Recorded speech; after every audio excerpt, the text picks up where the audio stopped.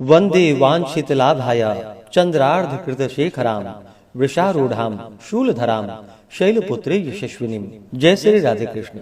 आप सभी का आपके अपने YouTube channel B K Mishra present में बहुत बहुत स्वागत है। आइए आज आप सब सुनेंगे नवरात्रि के पहले दिन शैलपुत्री माता की कथा। आप सभी भक्तों को चैत्र नवरात्रि की ढेर सारी शुभकामनाएं। आप सभी के जीवन में माता जगदम्बा की कृपा से आप सभी को सभी प्रकार के सुख और समृद्धि की प्राप्ति हो। नवरात्रि का व्रत वर्ष में 4 बार मनाया जाता है, 2 गुप्त नवरात्रि के रूप में और 2 प्राकट्य नवरात्रि के रूप में।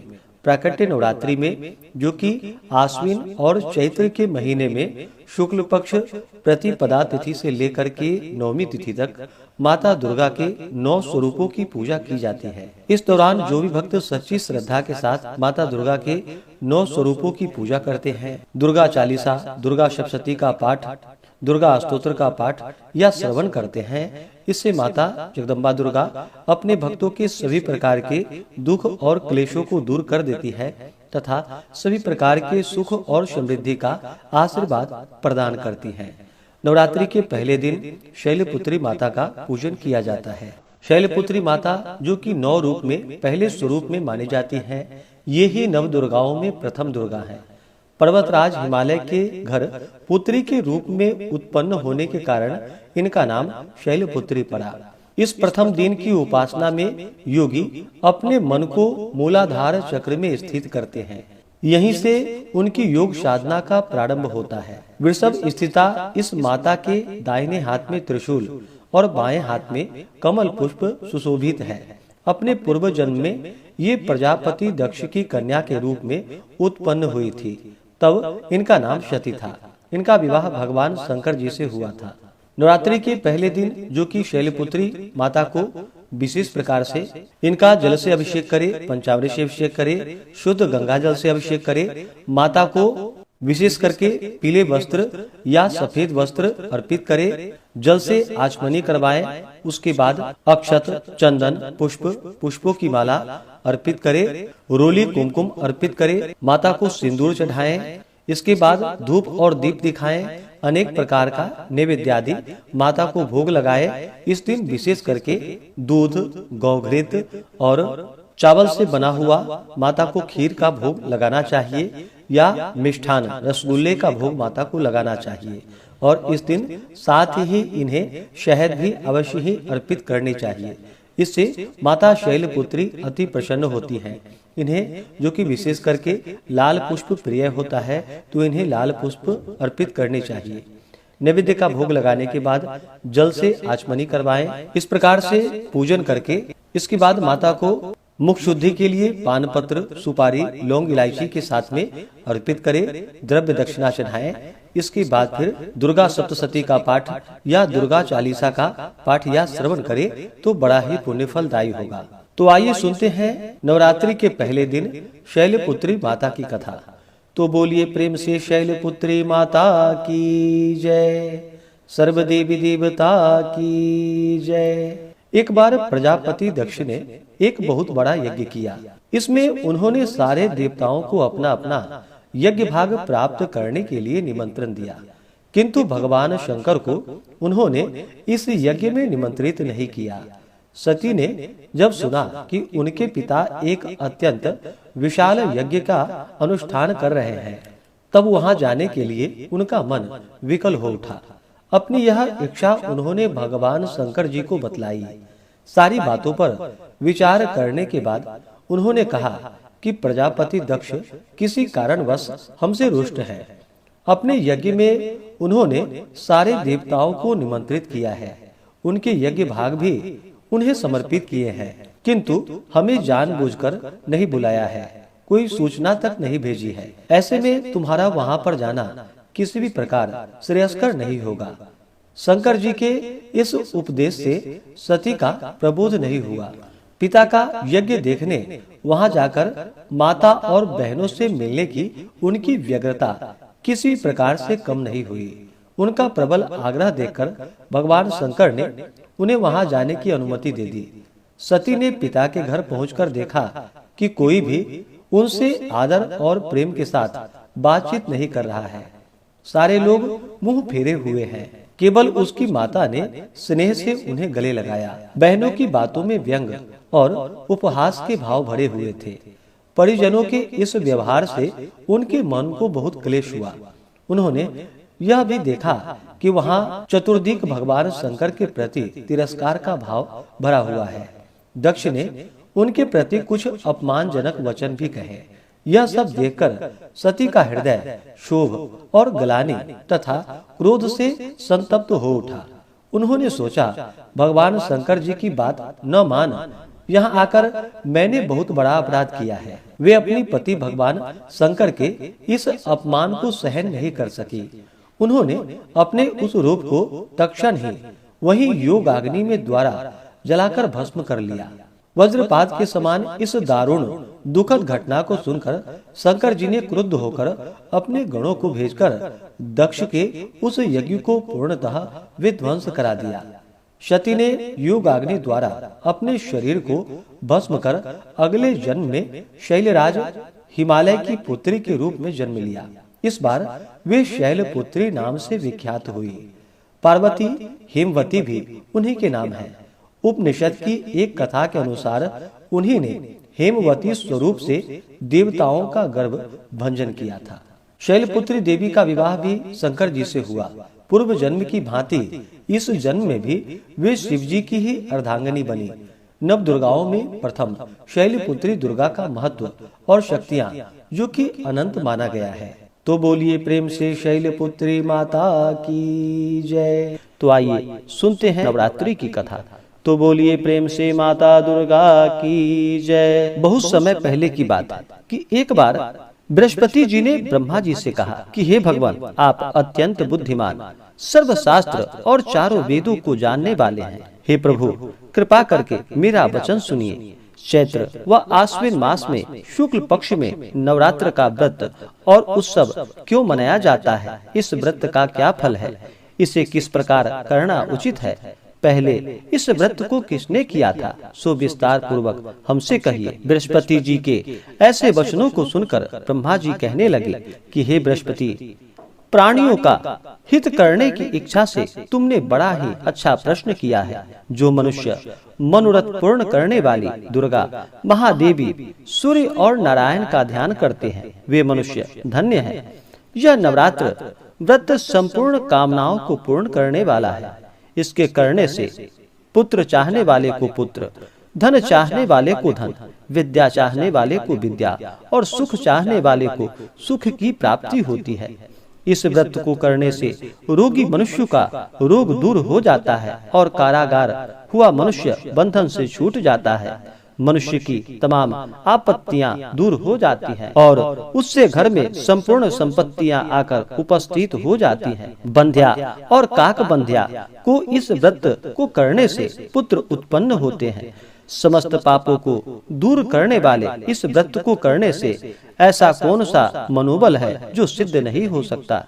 जो मनुष्य अलभ्य मनुष्य देह को पाकर भी नवरात्र का व्रत नहीं करता, वह इस पृथ्वी पर पशु के समान माना जाता है और किसी भी प्रकार के उसे सुख और समृद्धि की प्राप्ति नहीं हो पाती है।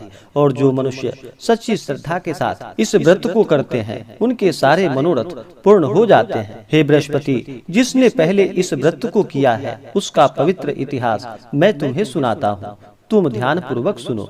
इस प्रकार ब्रह्मा जी का वचन सुनकर बृहस्पति जी बोले कि हे भगवान, मनुष्यों का कल्याण करने वाले इस व्रत के इतिहास को मेरे लिए कहो। मैं सावधान होकर सुन रहा हूँ, आपकी शरण में आया हूँ, मुझ पर कृपा करिए और इसके बारे में बतलाइए। तब ब्रह्मा जी कहने लगे कि हे बृहस्पति, जिसने पहले इस व्रत को किया है, उसका पवित्र इतिहास मैं तुम्हें सुनाता हूँ, तुम सावधान होकर सुनो। इस प्रकार ब्रह्मा जी का वचन सुनकर बृहस्पति जी बोले, हे प्रभु, मनुष्यों का कल्याण करने वाले इस व्रत के इतिहास को मेरे लिए कहो। मैं सावधान होकर सुन रहा हूँ, आपकी शरण में आया हूँ, मुझ पर कृपा करो। ब्रह्मा जी बोले कि पीठत नाम के मनोहर नगर में एक अनाथ नाम का ब्राह्मण रहता था। वह भगवती दुर्गा का परम भक्त था। उसके संपूर्ण सद्गुणों से युक्त मनो ब्रह्मा की सबसे पहली रचना हो ऐसा यथार्थ नाम वाली सुमति नाम की एक अत्यंत सुंदर पुत्री उत्पन्न हुई। वह कन्या सुमति अपने घर के बालकपन में ही अपनी सहेलियों के साथ क्रीड़ा करती हुई इस प्रकार बढ़ने लगी कि जैसे शुक्ल पक्ष में चंद्रमा की कला बढ़ती है। उसका पिता प्रतिदिन दुर्गा की पूजा और होम करता था। उस समय वह भी नियमों से वहां उपस्थित होती थी। एक दिन वह सुमति अपनी सखियों के साथ खेलने लगी और भगवती के पूजन में उपस्थित नहीं हुई। उसके पिता को पुत्री की ऐसी असावधानी को देखकर क्रोध आया और पुत्री से कहने लगा कि हे दुष्ट पुत्री, आज प्रभात से तुमने भगवती का पूजन नहीं किया। इस प्रकार मैं किसी कुष्ठी और दरिद्री मनुष्य के साथ तेरा विवाह करूंगा। इस प्रकार से कुपित पिता के वचन को सुनकर सुमति को बड़ा दुख हुआ और पिता से कहने लगी कि हे पिताजी, मैं आपकी कन्या हूँ, मैं आपके सब तरह से अधीन हूँ। जैसी आपकी इच्छा हो वैसा ही करो। राजा कुष्ठी अथवा किसी के साथ जैसी तुम्हारी इच्छा हो मेरा विवाह कर सकते हो, पर होगा वही जो मेरे भाग्य में लिखा होगा। मेरा तो इस पर पूर्ण विश्वास है। मनुष्य जाने कितने मनोरथों को चिंतन करता है, पर होता वही है जो भाग्य में विधाता लिख देते हैं। जो जैसा करता है उसको वैसा ही फल कर्म के अनुसार मिलता है, क्योंकि कर्म करना मनुष्य के अधीन है पर फल देवता के अधीन है। जैसे अग्नि में पड़े तृणादि अग्नि को अधिक प्रदीप्त कर देता है, उसी तरह अपनी कन्या के ऐसे निर्भयता से कहे हुए वचन को सुनकर उस ब्राह्मण को अधिक क्रोध आया। तब उसने अपनी कन्या का एक कुष्ठी के साथ विवाह करा दिया और अत्यंत क्रुद्ध होकर पुत्री से कहने लगा कि जाओ, जल्दी जाओ, अपने कर्म का फल भोगो। देखते हैं केवल भाग्य भरोसे पर रहकर तुम क्या करती हो। इस प्रकार से कहे हुए पिता के कटु वचनों को सुनकर सुमति मन में विचार करने लगी कि अहो, मेरा दुर्भाग्य है जिससे मुझे ऐसा पति मिला है। इस तरह अपने दुख का विचार करती हुई वह सुमति अपने पति के साथ वन में चली गई और भयावने कुशयुक्त उस स्थान पर उन्होंने वह रात बड़े कष्ट से व्यतीत किया। उस गरीब बालिका की ऐसी दशा को देखकर भगवती पूर्व पुण्य के प्रभाव से प्रकट होकर सुमति से कहने लगी कि हे दीन ब्राह्मणी, मैं तुम पर प्रसन्न हूँ। तुम जो चाहो वरदान मांग सकती हो। मैं प्रसन्न होने पर मनोवांछित फल देने वाली हूँ। इस प्रकार भगवती दुर्गा के वचन को सुनकर ब्राह्मणी कहने लगी कि आप कौन हैं जो मुझ पर प्रसन्न हुई है? वह सब मेरे लिए कहो और अपनी कृपा दृष्टि से मुझ दीन दासी को कृतार्थ करो। ऐसी ब्राह्मणी का वचन सुनकर देवी कहने लगी कि मैं आदि शक्ति हूँ और मैं ही ब्रह्म विद्या और सरस्वती हूँ। मैं प्रसन्न होने पर प्राणियों का दुख दूर कर उनको सुख प्रदान करती हूँ। हे ब्राह्मणी, मैं तुझ पर तेरे पूर्व जन्म के पुण्य के प्रभाव से प्रसन्न हुआ हूँ। तुम्हारे पूर्व जन्म का वृतांत सुनाती हूँ, तुम सुनो। तुम पूर्व जन्म में निषाद की स्त्री थी और अति पतिव्रता थी।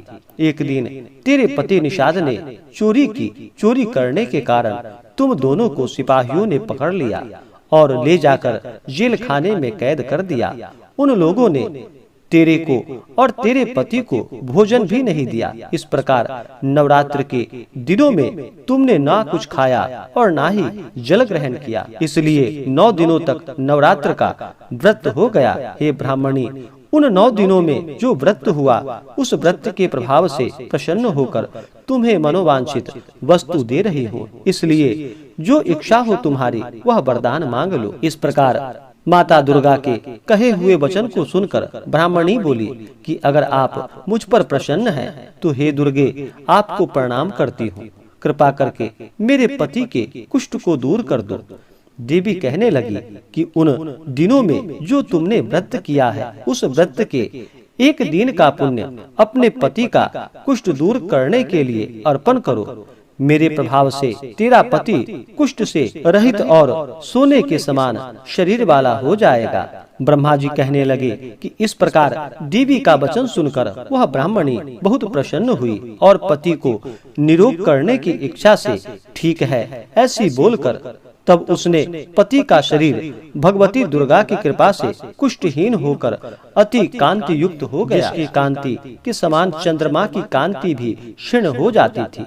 वह ब्राह्मणी पति की मनोहर देह को देखकर देवी को अति पराक्रम वाली समझकर स्तुति करने लगी कि हे दुर्गे, आप दुर्गत को दूर करने वाली हो, तीनों जगत की संताप को हरने वाली हो, समस्त दुखों को दूर करने वाली हो, रोगी मनुष्य को निरोग करने वाली हो, प्रसन्न होने पर मनोवांछित वस्तु को देने वाली हो और दुष्ट मनुष्य का नाश करने वाली हो।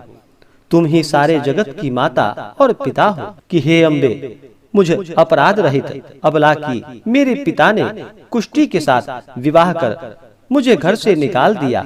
उनकी निकाली हुई पृथ्वी पर घूमने लगी। आपने ही मेरा इस आपत्ति रूपी समुद्र से उद्धार किया है। हे देवी, आपको प्रणाम करती हूँ, मुझ दीन की रक्षा कीजिए। फिर ब्रह्मा जी कहने लगे कि हे बृहस्पति, इस प्रकार से उस सुमति ने मन से देवी की स्तुति की। उससे हुई स्तुति को सुनकर देवी को बहुत संतोष हुआ और ब्राह्मणी से कहने लगी कि हे ब्राह्मणी, उदालय नाम का अति बुद्धिमान, धनवान, कीर्तिमान और जितेंद्रिय पुत्र शीघ्र तुम्हें प्राप्त होगा। ऐसा कहकर वह देवी उस ब्राह्मणी से फिर कहने लगी कि हे ब्राह्मणी, और जो भी कुछ तेरी इच्छा हो वही मनोवांछित वस्तु मांग लो। ऐसा भगवती दुर्गा का वचन को सुनकर सुमति बोली कि हे भगवती दुर्गे, अगर आप मेरे ऊपर प्रसन्न हैं तो कृपा कर मुझे नवरात्रि व्रत की विधि बतलाइए। हे दयावंती, जिस विधि से नवरात्र व्रत करने से आप प्रसन्न होती हैं, उस विधि और उसके फल को मेरे लिए विस्तार से वर्णन कीजिए। इस प्रकार के वचन को सुनकर दुर्गा कहने लगी कि हे ब्राह्मणी, मैं तुम्हारे लिए संपूर्ण पापों को दूर करने वाली नवरात्र व्रत की विधि बतलाती हूँ, जिसको सुनने से सभी पापों से छुटकारा प्राप्त होता है, मोक्ष की प्राप्ति होती है। आश्विन माह या चैत्र माह के शुक्ल पक्ष की प्रतिपदा से लेकर 9 दिनों तक विधि पूर्वक व्रत करे। यदि दिन भर का व्रत ना कर सके तो एक समय भोजन करे और ब्राह्मणों को बुलाकर कलश स्थापित करे और वाटिका बनाकर उसको प्रतिदिन जल से सींचे। महाकाली, महालक्ष्मी और महासरस्वती इनकी मूर्तियां बनाकर उनकी नित्य विधि सहित पूजा करे और पुष्पों से विधि पूर्वक अर्घ्य दे। बिजौरा के फूल से अर्घ्य देने से रूप की प्राप्ति होती है। जायफल से कृति, दाख से कार्य की सिद्धि होती है। आंवले से सुख और केले से भूषण की प्राप्ति होती है। इस प्रकार फलों से अर्घ्य देकर यथाविधि हवन करे। खांड, घी, गेहूं, शहद, जौ, तिल, क्षीर व चंपा के पुष्पों से धन और पत्तों से तेज और सुख की प्राप्ति होती है। आंवले से कृति और केले से पुत्र होता है। कमल से राज सम्मान और दाखों से सुख संपत्ति की प्राप्ति होती है।